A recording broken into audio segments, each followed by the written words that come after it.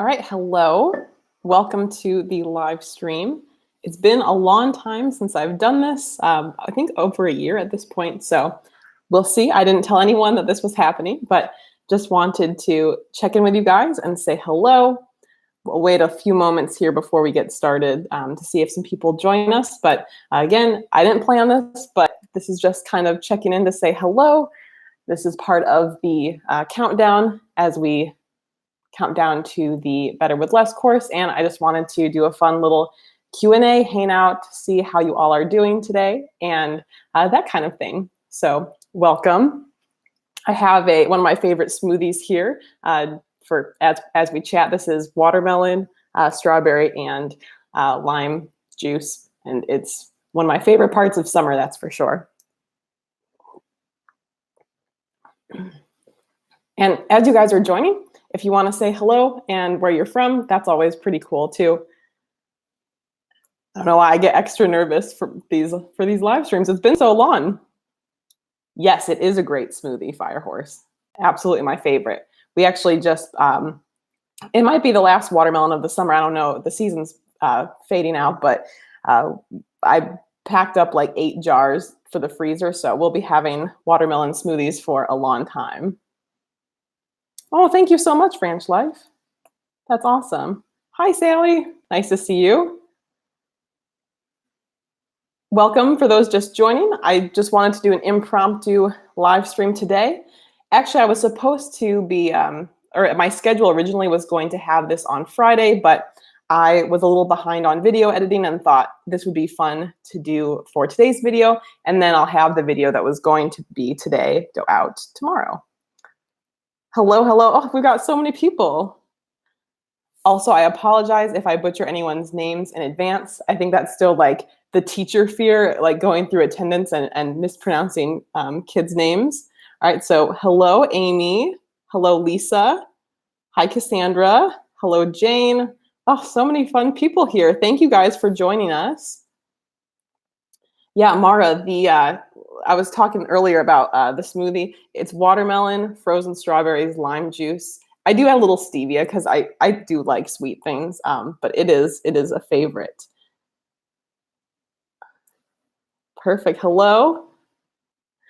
You know, Faithfully Made, if only we could share smoothies and treats, you know, through the screen, that would be pretty cool. Excellent. Hello, Kelly. Hello for y'all. Am I getting your name right? I remember you from last year. Hello, Andy. Hello, Sandra. Hello, Kim. Hello, Sandy. And Lisa. Oh, so many wonderful people today.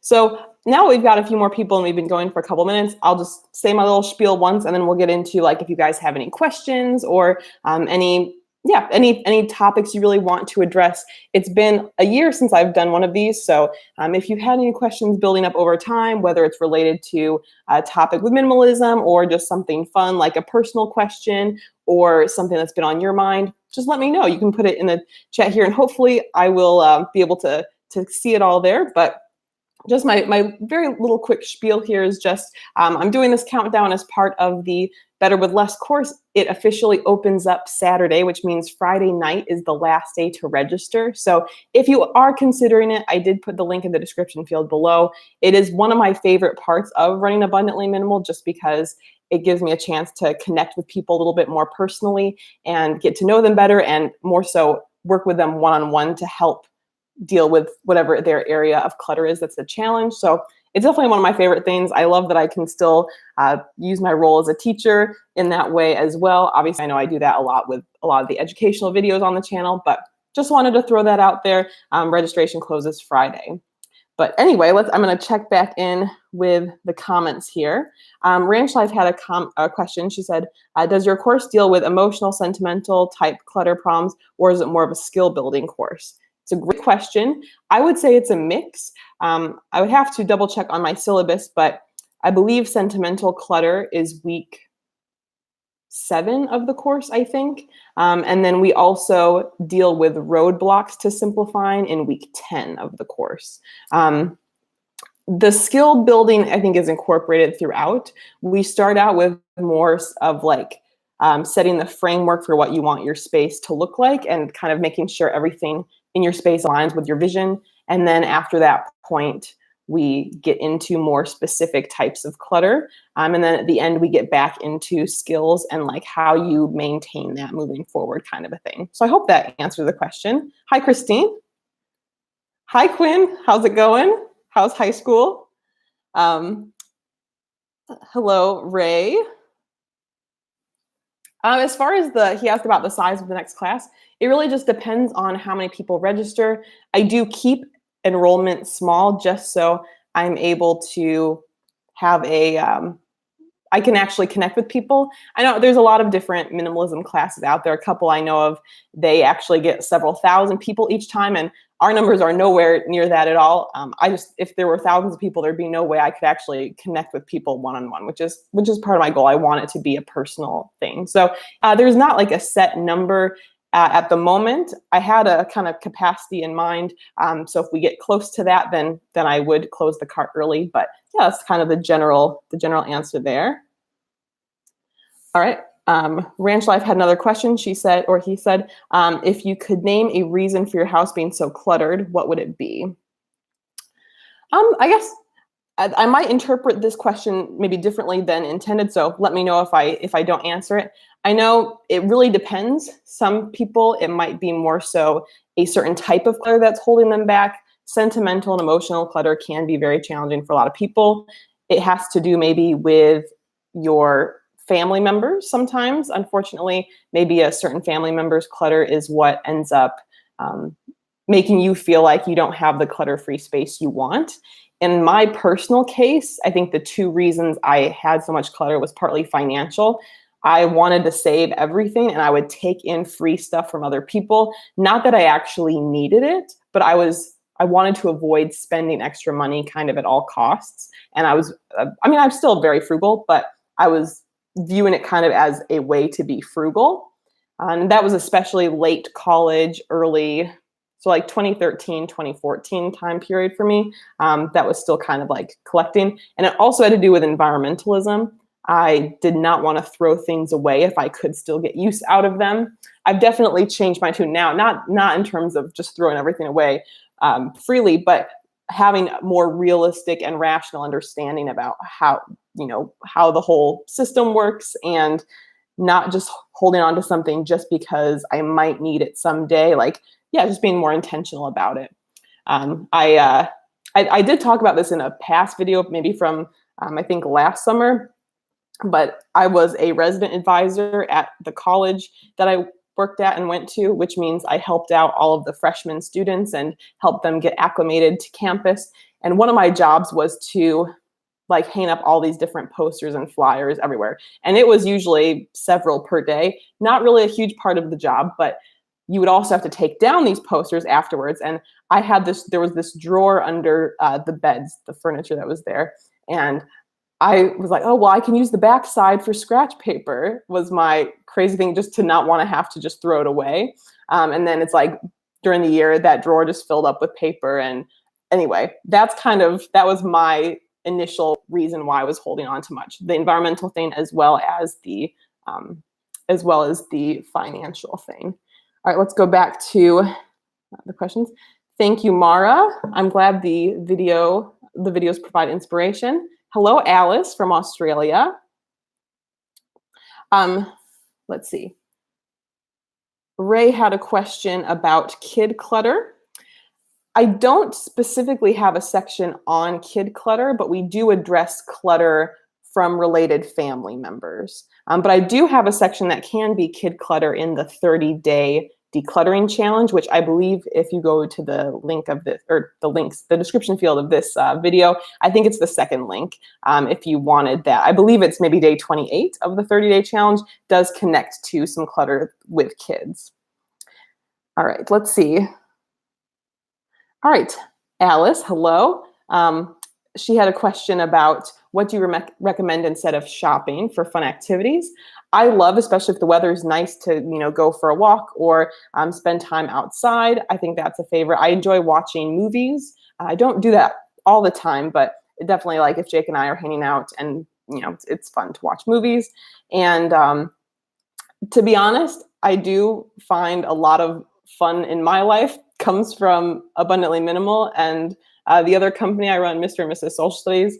I just, I don't know. It's something that gives me immense joy, and I've been having so much fun actually doing that full time now. So that's, I mean, the lame answer to say, oh, well, find a work outlet that you really enjoy. But I think the exercise, movies, it really depends on the person. Cooking, I think, is something that's fun, but it's just trying to figure out what you were maybe getting out of that shopping experience. Maybe if it was a social element, if you were shopping with someone else, then maybe you can do something else with that person that's still fun. Maybe when you're shopping, if you're looking for something new and exciting in your life, maybe you could try going to a class or event in your area. A lot of libraries, for instance, do fun classes and programs. And again, you just check your area and see what's there. Those could be fun options because you're challenging yourself and maybe you feel like you're having some, you know, self-improvement. And I think that can be really positive. So I'd say some of those. Hello, Ksenia. All right. Sure, yeah, Sally mentioned feeling like her family members are the ones who are holding on to clutter and she's not. That's definitely a struggle I hear a lot with, yeah, family members being on a different wavelength. I do think it's interesting too, just in terms of the audience here, a lot of the people who watch these videos, not all of them, but a lot of the people who watch them are like women or moms, and not as many men. I think the statistics are about 12%. So it's definitely interesting, I think, who the message of minimalism and decluttering resonates most with. But I also know there's been a lot of great stories that you guys have said how your own example and consistent progress that you're trying to make to simplify your space has influenced your loved ones. And I think it really comes down to communication, as well as just being clear about kind of your hopes for what you want your space to be like, or how you'd like to simplify if it's other areas of life. And yeah, just kind of introducing that maybe gradually and having it be more of a dialogue rather than, I'm sick of your clutter, please get rid of it, that kind of thing. Christine talked about being a clearance person, may not need it, but it's on sale. Yeah, that can be very challenging, especially if you're someone who is trying to be frugal and save money. It's definitely a balance. I definitely do enjoy sales if it is something that I normally buy, like a grocery item. But yeah, it can get very tempting to want to purchase things just because it's a good deal and not because we actually need them. Hello, Amy. Good to see you. Oh, hello to Cindy from France. You're very sweet about the videos. Yes, Andy, I love the library too. It's really fun. In the last couple years, we've had better library access. And so it's something we still haven't even taken full advantage of yet because there's so many resources there, but I look forward to doing that, especially when I do get into the time period where I've sort of worked through a few of the books we have. I'd love to get more into some of the audiobooks that they have. And I know people more so online talk about like buying audiobooks. I know I've seen a lot of videos like Audible sponsors them, and that's fine. I feel like the prices are a little expensive, but at the library, a lot of them have overdrive, which means you can, in many cases, if you've got the library card, it's a service paid for by the library. You can actually listen to a lot of audiobooks on there. And I think that's going to be really fun once I, like I said, work through some of the books I already have. And right now, the things I have most of book-wise actually have to do with curriculum development. So there's definitely a lot there. I know on the vlog channel, some of you guys might have seen as I was sorting through some of those different books and resources to get them organized. And kind of my goal is to go through them this year. But yeah, whenever I do get to the point that I get back into needing new books to read, I'm definitely looking forward to using more of that. All right, let's see. Alice had a question of what are your tips for minimalist packing? We want to travel with just a carry-on, no suitcase. We are flying to Cairns for a weekend in October. Ooh, that will be really fun. We were there in last July, like 2018, and loved it. I would say a lot of our concerns with packing lightly come from a place of fear and just in case mindset. We think that we need way more outfits than we do. We might think that we need outfits for all of these different what ifs, when in reality, you don't actually have to think from that perspective. It could come from just wanting to be prepared, knowing at your house that you've got all these things to cover. But if there was an actual emergency or some situation where you needed something that you hadn't packed, chances are, if you really needed it, there would be stores there where you could buy it. Obviously, that's not an ideal thing, of course, but most cases, if we think we actually need an essential, but you haven't actually worn it a lot before, or you didn't actually plan an activity that would pertain to it, you can probably find what you need. You can probably even rent what you need in some cases if it's more of an activity that's out of the ordinary. I also think it matters for you to think about what your itinerary looks like and that you've got the stuff you need for that. If you've got mix and match options, that's great.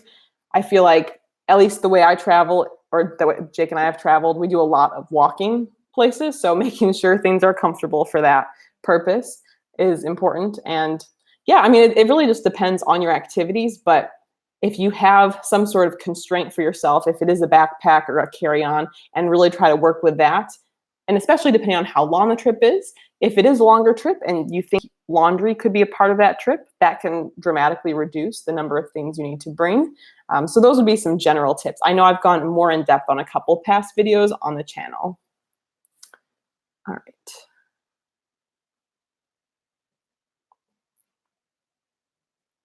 That's funny, Sally, that you're always accused of throwing something away when your family members can't find something. Yeah, but I mean, the thing is, as long as we're not actually, throwing others' stuff away without their consent, it's all good. Hello, Suzanne. Nice to see you. Oh, Sandra, that's an awesome strategy. Going back to the shopping question we talked about, if you feel like you want to shopping for someone else, like maybe an elderly person would appreciate you doing that for them. That is a really sweet idea. I love that idea.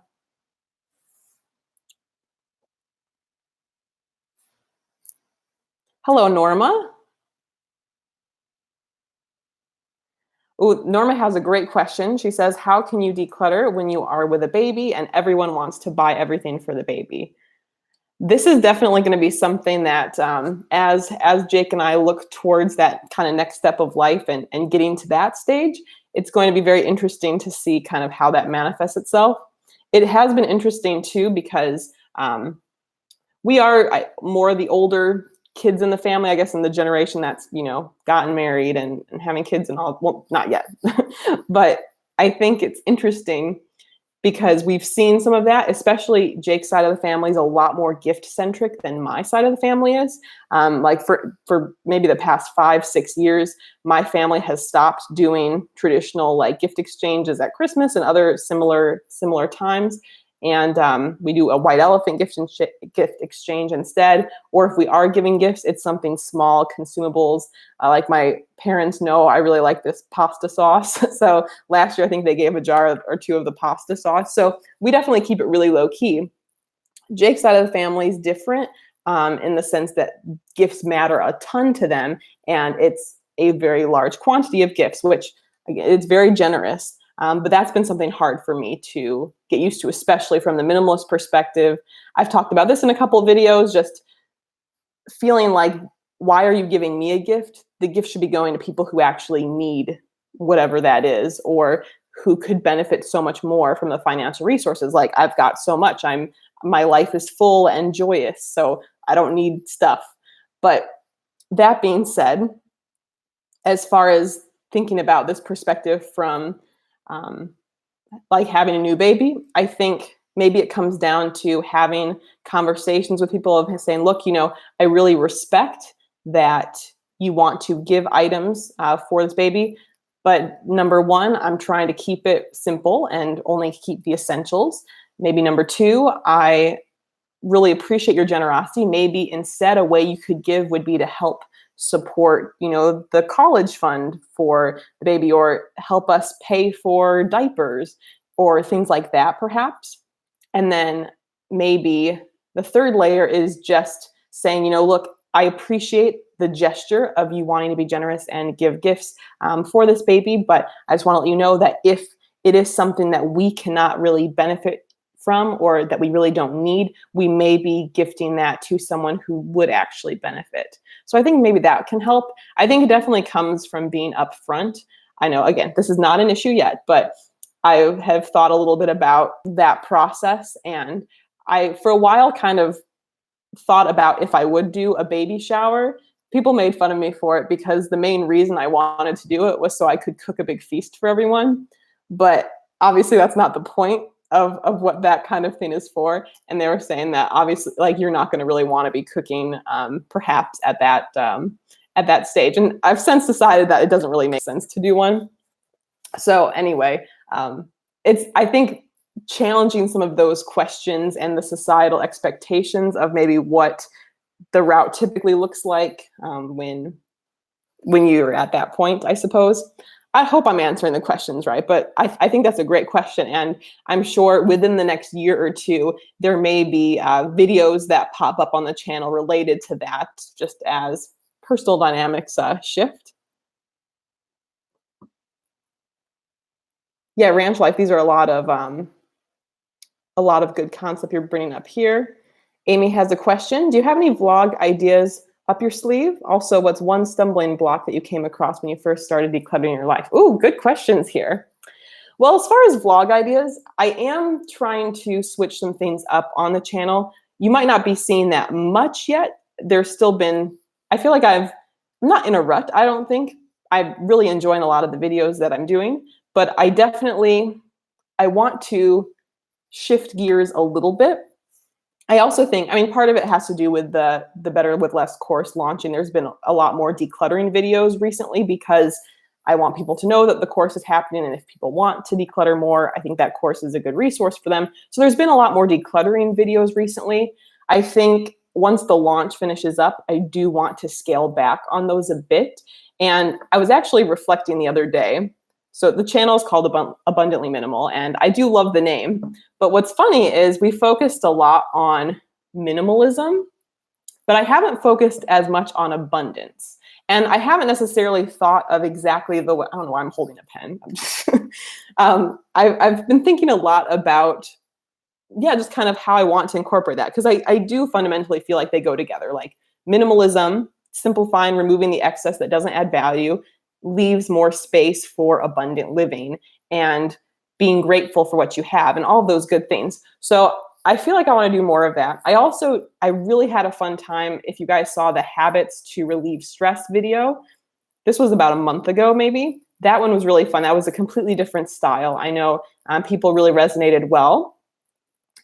Actually, I think if you scroll down in the description field, you'll see I did update it, and I think I put a link for it. But that was one of my favorite videos to put together. And I'm starting to continue to try to learn more about how I can make videos better.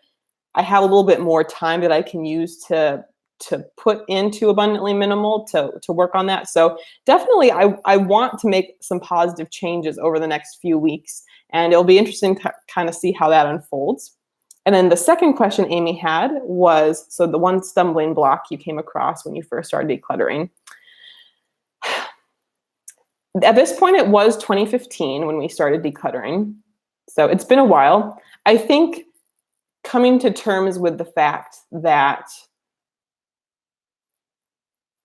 man, this is a very good question. I think it has to do with just understanding that it's going to feel a little different, uncomfortable, maybe even wrong at first in some ways, because, the stuff you have in your life is perfectly good or, perfectly useful.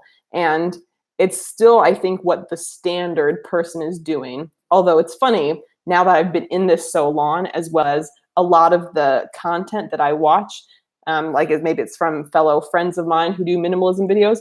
It's funny because at this point in life, I almost forget that that's not still, like, it's still not super common, just because I'm sort of in a minimalism bubble to some degree.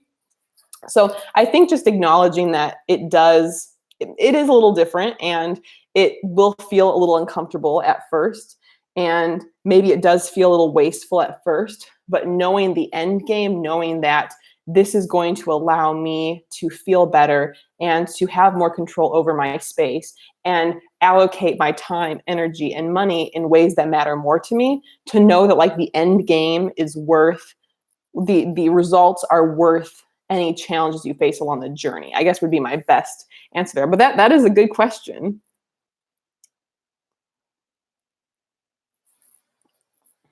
All right, let's see. Russell, hello. I could be wrong, but I thought you had said you were a vegan vegetarian. I'm trying to make the switch, but it's hard. How did you declutter your diet? I am a vegan. That's actually been coming up on 5 years this year. I officially went vegan in like late December of 2014. And that's awesome. You're trying to make the switch. I think for me, decluttering the diet, I had started that process a bit earlier. So I was originally vegetarian. Well, okay, short backstory here. Growing up, I ate mostly vegetarian because my family never cooked meat in the house, and my sister was vegetarian. In high school, a little bit, I would have meat out at restaurants. And I even put up a big stink, like I was an athlete and I needed more protein. Like, I've learned a lot since that point, but I was a little whiny at that point at one point. Then college, freshman year, I was eating meat more regularly. That, combined with several other factors, led to me putting on a lot of weight. I know that they say there's the freshman 15. I think I gained about 40 pounds my freshman year of college, which was a lot. I've since lost a lot of that. But anyway, and there were a lot of factors.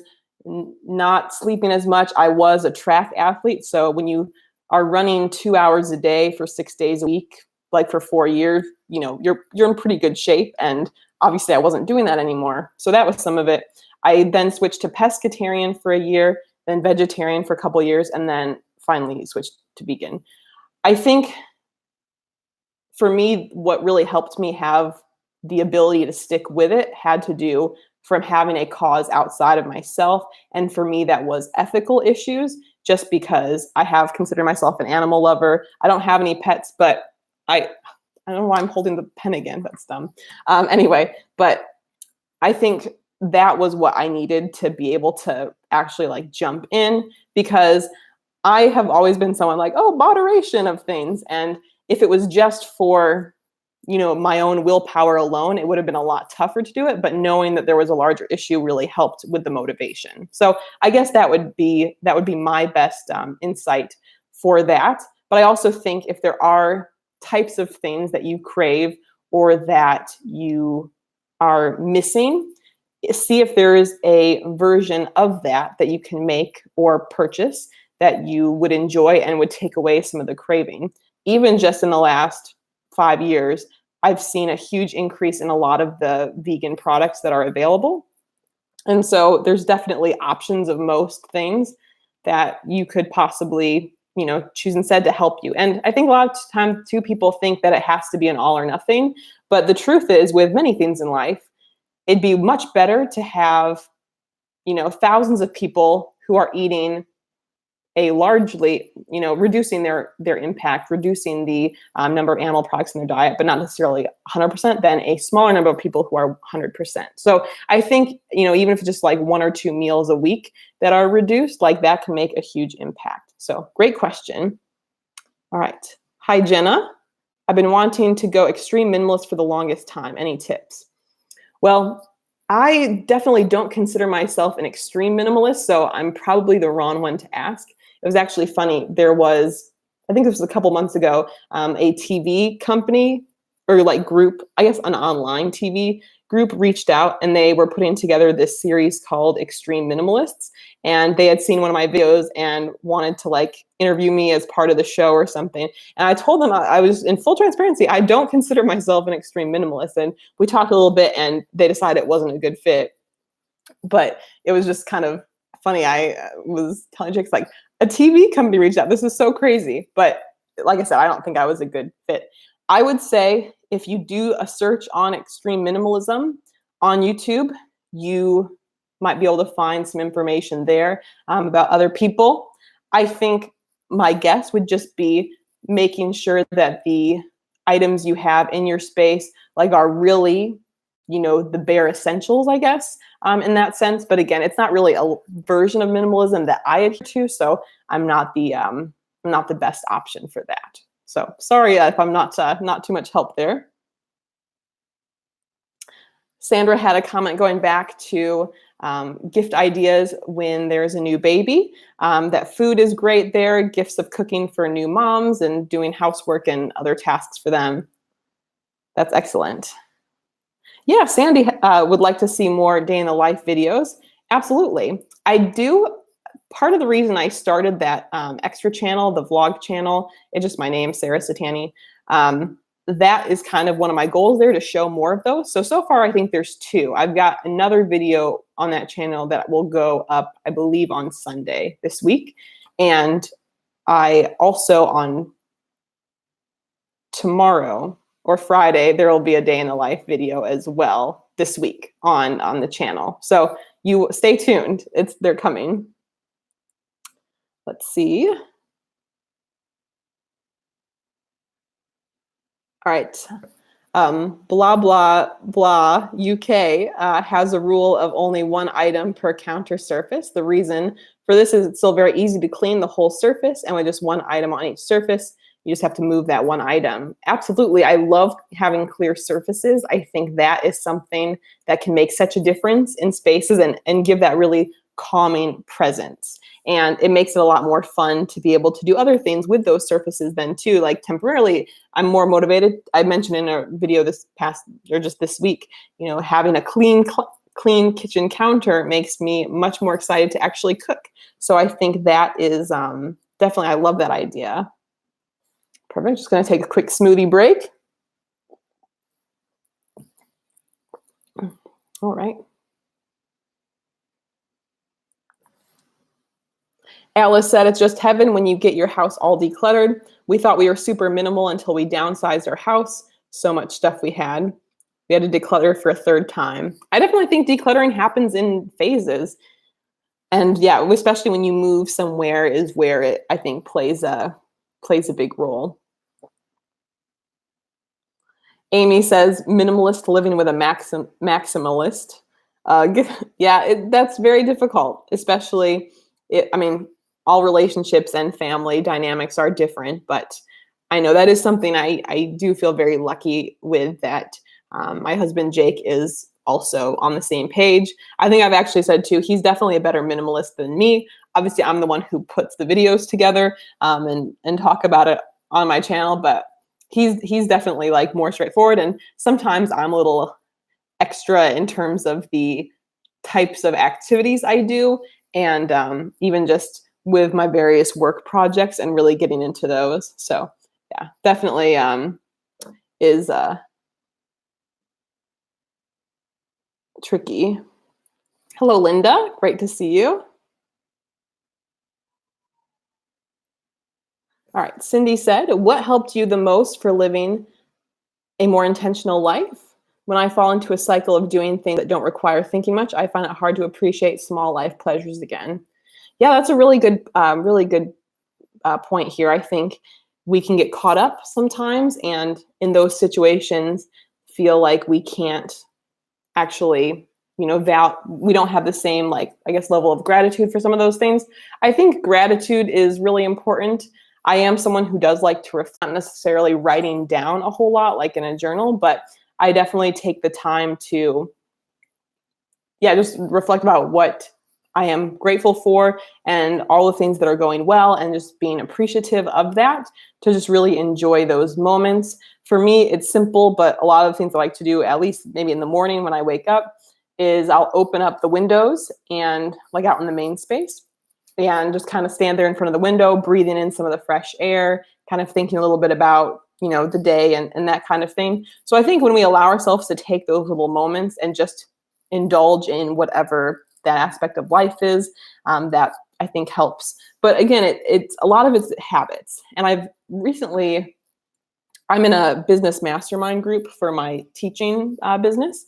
And one of the people in the group recently mentioned, I think they're miracle mornings. I'd have to look again, but the idea, there's this like 6-step kind of morning routine that's very popular and has been very successful for a lot of people. Ways that you shift your morning routine to be more positive, productive, grounded.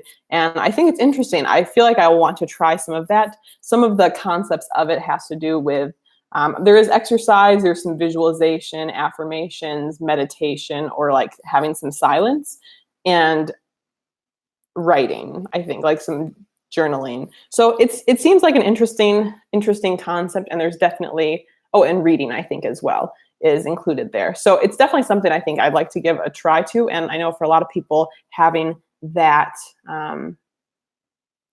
structure could be helpful. That's a great question, though. All right.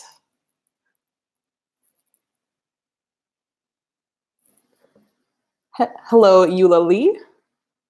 Great to have you here. Glad you enjoy the videos. Hi, Suzanne. Decluttered my house as we were moving, but finding it difficult to detach myself from the house as we've spent 4 years doing it up. Very understandable. I actually, maybe a video you'd like, recently on Anthony from Break the Twitch actually talked about that in a video about the process of moving away from a home that was so significant. I felt this a little bit. Jake and I still think that, just kind of the different places we've lived and how it's been part of our story.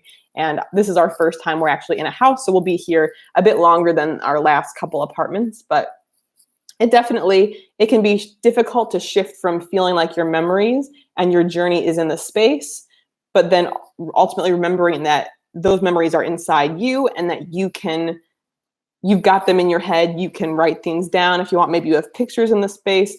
You can focus on those and try to prioritize those for being able to remember this in the future without feeling like you're leaving something behind when you're there. I think it's also just part of the process of just acknowledging that we're consistently growing and we continue to change and improve our lives. And that's just kind of natural. Sometimes in order to reach for something better, or that's going to be more relevant for whatever phase of life, sometimes we do have to leave aspects of life behind. And it's not necessarily a sad thing or a bad thing. It's just, if we can kind of think about it from the gratitude perspective of being grateful that it was part of our journey for the time it was. I know that's how I feel a little bit thinking about some of those different past living places, for instance. Amy asked, what are some of your favorite vegan dishes? Do you ever splurge with food on occasion? And if so, what are your favorite treats? Great questions here. It really just depends. I think as far as cooking at home, some of my favorite items, I do enjoy making different types of pastas with yummy sauces. So I do like a pesto cream sauce that I really enjoy. So that's a favorite one. Sometimes we'll do like enchiladas or tacos. I mean, I feel like a lot of stuff we eat's pretty good, but none of it's like that revolutionary. We'll do risotto sometimes. Those would be a couple of them. I enjoy simple like kale salads with a creamy like tahini-based dressing. I'm obsessed with. So those are just some of my favorites, but I definitely enjoy splurging on food. We, on our road trip this past summer, went to so many awesome vegan restaurants. So we ate like royalty. I did put on a few pounds after that trip and haven't really lost them yet. So I've temporarily stalled on my weight loss journey a little bit, but I do hope to get into a few additional healthy habits and incorporating more exercise into my life, especially now that I work from home. So I think, yeah, definitely love the treats.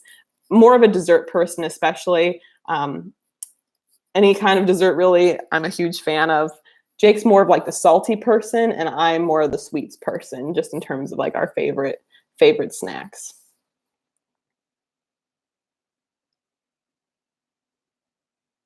Oh, we've got a lot more people. Hello. I'm just getting back here into the comments.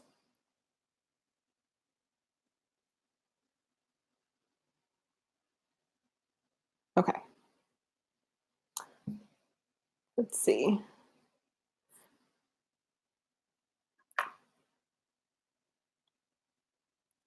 Just checking settings here. I was trying to see if I could remove someone who's typing some hurtful comments, but I don't know how to do that. All right. All right, Jenna. I'm already a minimalist, but I'd like to take it further. Thank you for the advice. You're welcome. Alice, her question was, what is the other channel called? It is just my full name, Sarah Settani, Settani. And I think if you go on like the Abundantly Minimal channel page, it's one of the featured channels that I've linked there. Hi, Wendy from The Frugal Minimalist. So great to see you here. Wanted to jump in. That's awesome. Hello, David.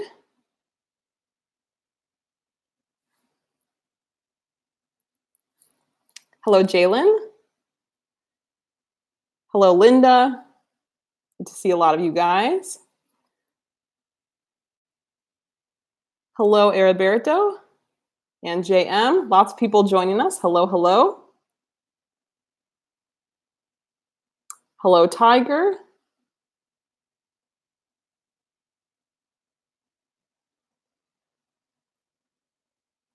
Blah, blah, blah UK's talked about recently eating once a day and found that leads to them appreciating food more and they enjoy cooking more. Very interesting there.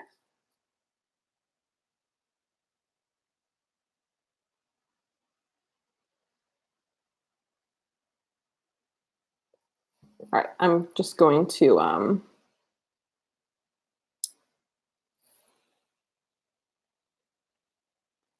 give me one moment. I'm going to be trying to adjust some settings here.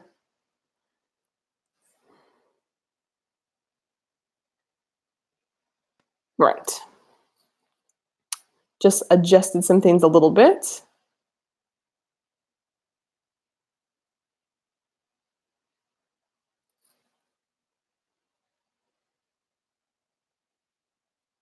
All right, we are back.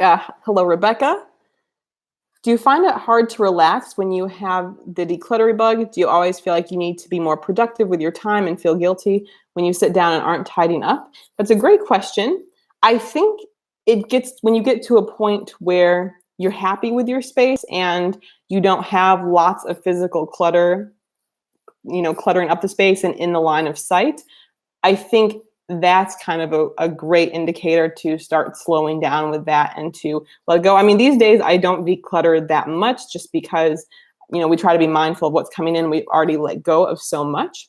So I think that's definitely a helpful kind of approach. But I also think too, it comes down to intentional living and knowing that the reason we're decluttering is not just to keep decluttering, forever. And decluttering is not the end goal. The end goal is getting to a point where you're happy with what you have, but you're not overwhelmed by the amount of clutter in your space. So you're able to actually enjoy life more, hopefully, and to align your values more so to your way of life and all of that. So I think it's definitely not a thing for guilt. I think it's a very special thing to enjoy when you get to that point that you feel happy with your space. And I know it has been a game changer for me in so many different areas of life that I've gone on this journey. And that's why I love, putting out videos for this channel and why it's so meaningful to hear that the videos are helping you as you've simplified, because I know that how good that end goal feels, especially when you know the pain from your space before it's decluttered and when it does become overwhelming. And a lot of people maybe don't necessarily see the value in that yet, but once you have it and feel that part I think is the best.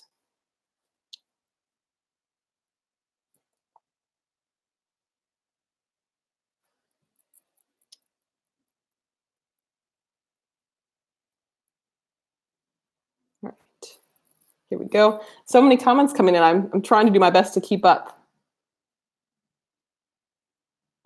Hello, Tanea.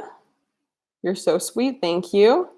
Cassandra asked about fun things to do in Illinois. We just moved here due to your husband's job. Very exciting. It definitely depends on your area. We lived in a rural area for a few years where there wasn't necessarily as much to go do. And then now we're kind of outside of the Chicago area. I think, again, that really depends. To some, my life might be a little boring because I get a lot of fulfillment in doing chill things. I genuinely do love being at home. So like working from home has been such a joy because of that. And I'm kind of obsessed and have a blast with working on Abundantly Minimal and my like teaching company. So those are really fun for me. Like I said earlier, Jake and I enjoy going for walks, or like we'll do movies sometimes, socializing with people. We're not necessarily people who go out a lot. I do love travel on various times, and there's definitely, at least in the Chicago area, there's a lot of really cool museums and places like that that we enjoy going to. I know back in August, we were in Chicago for a wedding. One of my high school friends got married, and it was really fun. But when we were there, since we did end up staying overnight, which we normally don't do in Chicago, we went to the planetarium there, which was awesome. They had amazing shows, like the space shows. And then it was one of the last weekends they had the Hamilton Museum exhibit. So I'm a big fan of the Hamilton musical and a big fan of Lin-Manuel Miranda, who created it. So I was definitely very happy to go. And it was a like history museum too. So it was so many of my favorite things all in one. So definitely like those kind of things are there. But yeah, I'm not objectively the most, like live it up kind of person, and lots of experiences outside the home, like within Illinois. All right. Hi, Shelly. So glad to hear that you're enjoying the 30-day decluttering challenge, working on digital clutter today. Absolutely. The unneeded files accumulate very quickly. Digital clutter is one of the types of decluttering I do still have to do very regularly, because I know I mentioned it in that video. I generate so many digital files every day. And I think especially with a lot of the course stuff, as we're currently launching the Better with Less course, I think I'm averaging about 100 files a day on my computer that I'm going through and creating and downloading. And so it's something I have to be very on top of, because even if I just miss a few days, then you've got hundreds of files to deal with there. Thank you so much, Kay, for your sweet comment about the practical content. Hello, Lisa. So glad you recently started watching your videos. That's exciting that you're going to be moving back into your old/new apartment after the remodeling. Personal gifts can be a challenge to hold on to.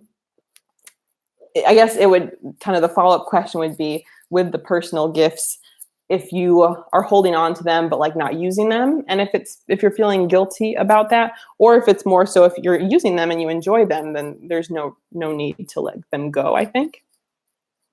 Oh, Sandy, thanks for the mention about Digital Minimalism by Cal Newport. Actually, one of my friends had showed me that recently. So I definitely think that could be cool.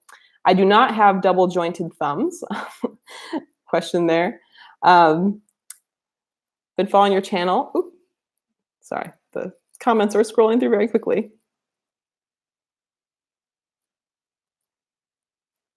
Here we go. Okay. So BAD has been following the channel for a couple months.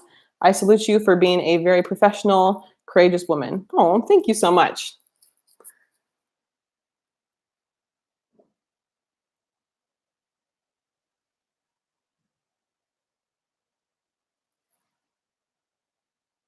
Oh, yes. Teresa mentioned visiting Starved Rock. Love Starved Rock. Absolutely. That's a beautiful state park. There are a lot of nice natural areas in the state too. I should have mentioned that. But yeah, I went camping before there, and it was really fun.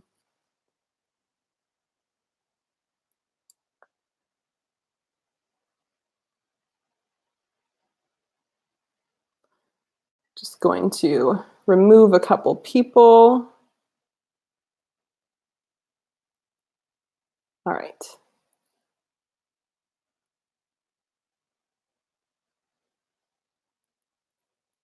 My apologies as I've removed a few people from the chat. Just, don't need some of that negativity or some of the ideas there.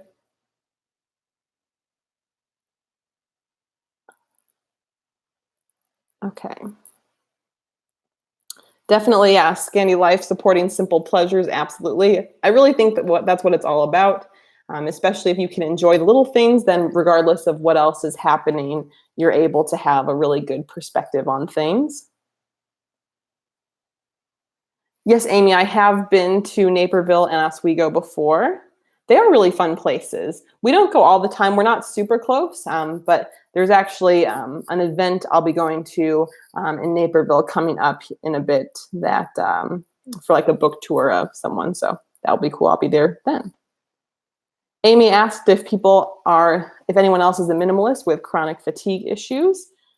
So I personally am not, but perhaps there will be other chats here. Hello, needing less?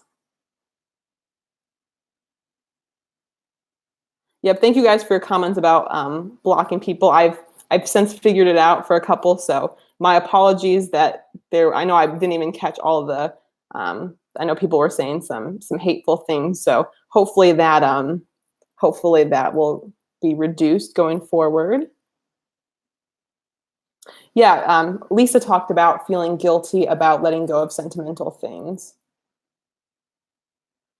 Yeah, and I think really there's no one size fits all answer that we can like apply to everything. But I think if we really break it back down to the fact that if we're holding on to something, we want it to be a positive reason and we want to be able to get value out of it.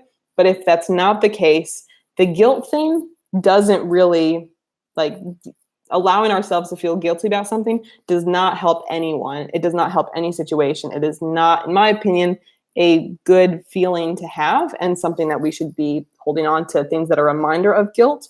So I like to think about it, if it could be better suited for someone else, like let's let it go, let's pass it forward. And yeah, holding on to it doesn't actually help solve any issues, even though like in cases where you want to get rid of it, but you feel guilty about doing so. So I would definitely, it's tough, but you can decide kind of what that balance is. Now, if it's not a guilt thing, and if it does bring you joy or value to hold on to something that is like a sentimental item, there's no reason you have to get rid of that. I do have a large sentimental plastic tub that is kind of like my walk down memory lane. In one box, I keep it there. If for whatever reason there was too much in there that didn't fit in the box, then I'd go through it and select the most important ones. But that's really kind of my best approach.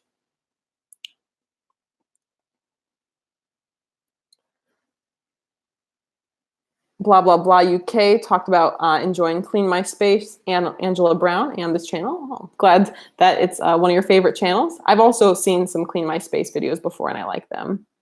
Yeah, Melissa, hello. Sentimental clutter is definitely the toughest. I kind of mentioned that a little bit now, so hopefully I helped answer your question. Needing less had the question, are you still teaching? I am no longer a classroom teacher, at least this year. I decided that it was the best thing to do to switch into doing this full time, and I am really enjoying it. I do think at some point I will go back to teaching. I know I did want to be a work-at-home mom in the future, so obviously not a mom yet, but I think it will be kind of a cool transition. And yeah, it's been a lot of fun to actually put my full time into it. And I was actually telling Jake the other day, I don't know how I could have balanced teaching again this year as things have continued to grow, because even just in getting the course launch ready to go, the amount of hours I have put in on all of that, as well as the website's new.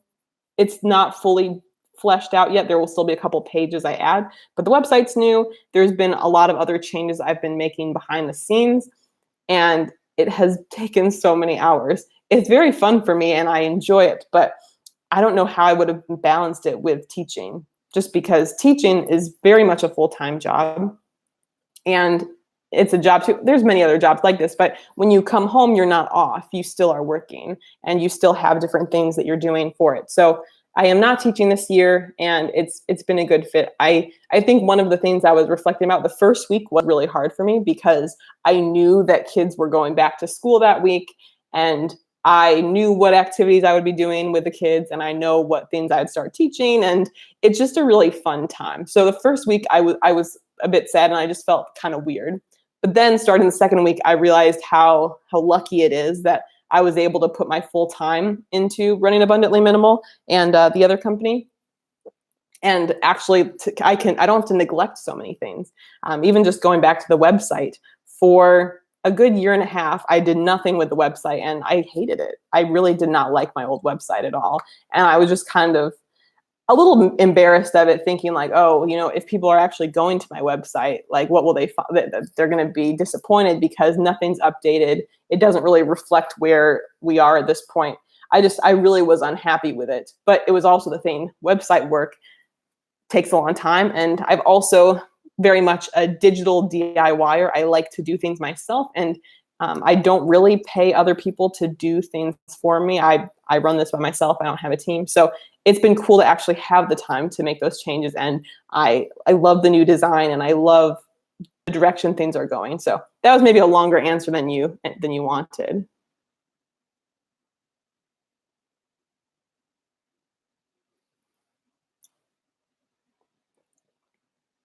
Pictures are definitely tough, sentimental clutter to deal with.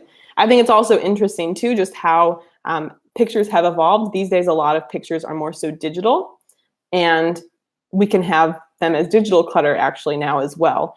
I think one of the best things to do with pictures is to, just like with other things, if there's a favorite photo that's taken, sometimes we take multiple pictures, delete the other ones right away while it's still fresh in your mind. Maybe not while you're taking the pictures there, but at least the same day or same time period, delete the pictures that are not needed or you don't like as much, because we don't need every little picture. We only really look for those best ones. And sometimes we do take more than one picture. I think the same can apply if you've got printed pictures as well, for, from your past there, to identify the best ones. And then you can put more time towards looking at those.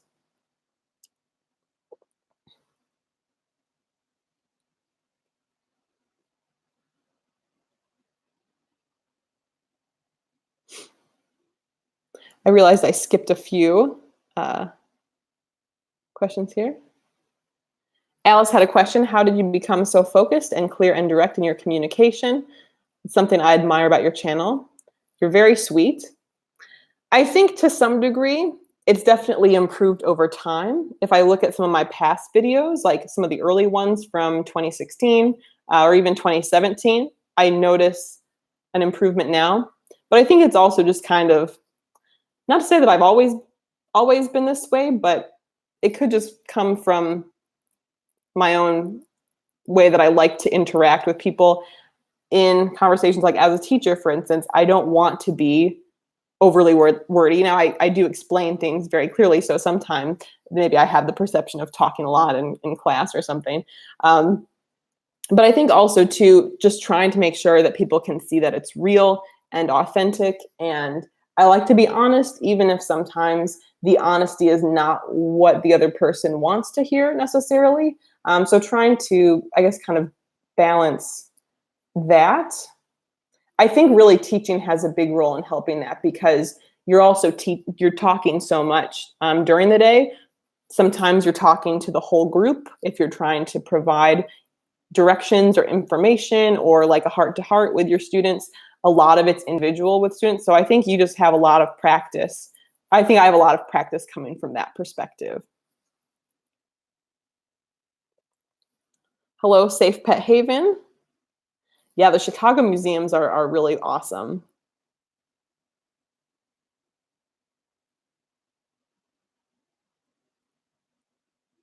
Oh, Carrie, thank you so much. You continue to inspire me. Just yesterday, I got rid of a wedding present, 14 years old, used about 3 times. It belongs to my fantasy self. That is awesome. What a big victory there. I love that. That's the thing. Sometimes we just have clarity that pops up over time about different items, and then it can feel so like such a victory to let go of that. Scandy Life asked, what advice would you give to a minimalist who lives with loved ones who does not favor a minimalist lifestyle? Can be tricky sometimes. My boyfriend says I'm always throwing things away, haha. Yeah, I mean, it's definitely tricky. I think it really comes down to communication as being the most important thing that can lead to better outcomes. And obviously that looks different for every relationship, every family, but really to be discussing the situation, how you feel about it, maybe setting some goals as a couple or as a family going forward. I know I mentioned that a little bit in the 30-day decluttering challenge. That's one of the last days of the challenge.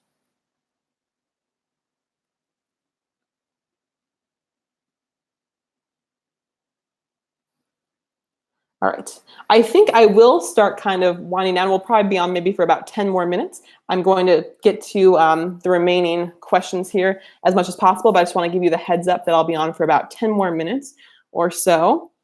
Diane, hello. Thank you so much for saying the channel is inspiring and helping you a lot.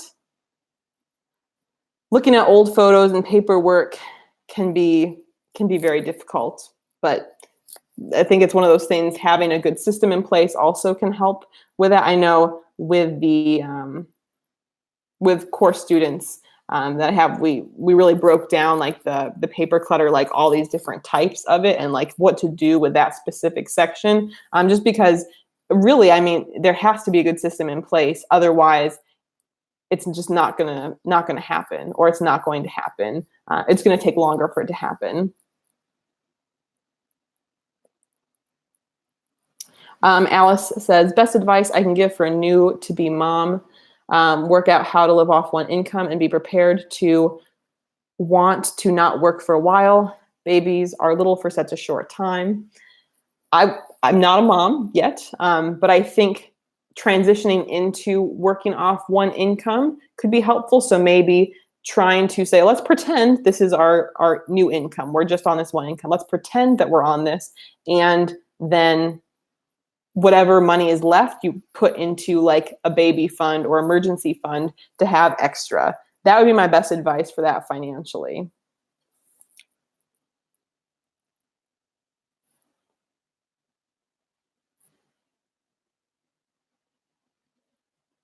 Digital DIYer.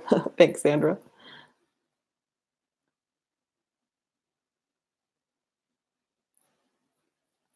Hello, Ashley from North Carolina. Glad you're enjoying the videos. Perfect. Well, hey, thank you guys so much for watching. I think it looks like we've gotten to most of the questions here. This was a really fun opportunity to connect with some of you and hang out a little bit. I appreciate you guys being part of the Better with Less course countdown that we're doing this week with the videos. So this is the third of 5. There are 2 days left to register if you are interested. It's been one of my favorite things to do. We had an incredible group of students the first time, and I look forward to continuing to see who will join us for the second launch.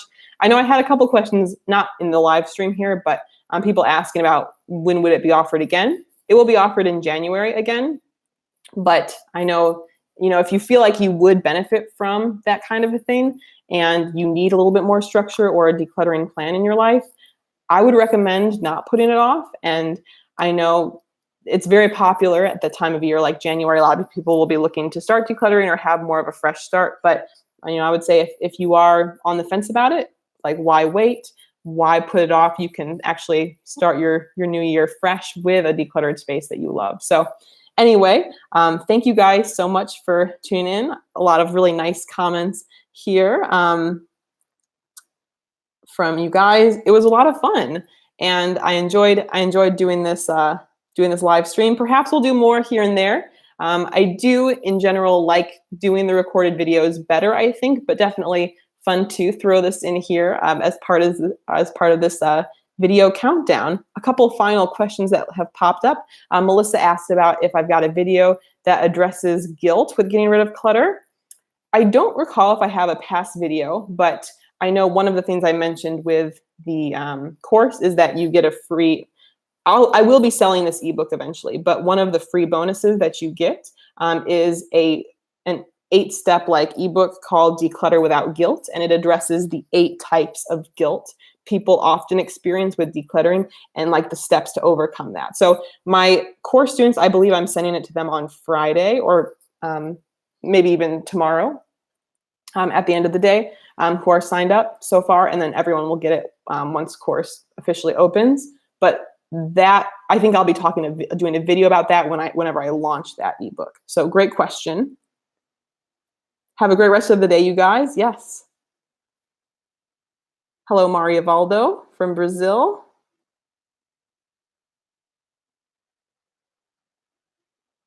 Thank you guys so much. Perfect. Hello, Ruth. All right. Well, I think at this point I am going to close this down. I will post the replay of it on the channel very soon if it doesn't post automatically. It's probably not going to stay up forever. I'll probably keep it up for the remainder of the course launch. But then after that, probably remove it. But thank you. It was lovely to spend time with you. And I look forward to interacting with you guys more in future videos. So have a good rest of your day. We'll see you guys later. Bye.